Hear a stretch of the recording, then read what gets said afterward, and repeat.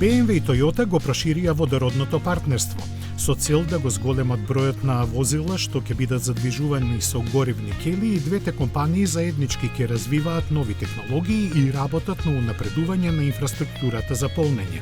Нивната соработка на ова поле започната 2019-та, заснована на заедничката визија за остварување на водородно општество, досега резултираше со гама прототипи за тестирање, базирани на iX5.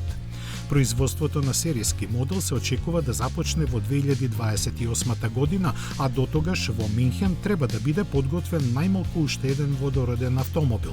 Тој, како тврдат германците, нема да биде ребрендиран модел на Toyota, туку возило од нивната продукција модифицирано за ваков вид погон. Се очекува заедничкото делување да ги намали трошоците за развој и набавка на потребните компоненти, со што накупувачите би им се понудиле поприфатливи решенија.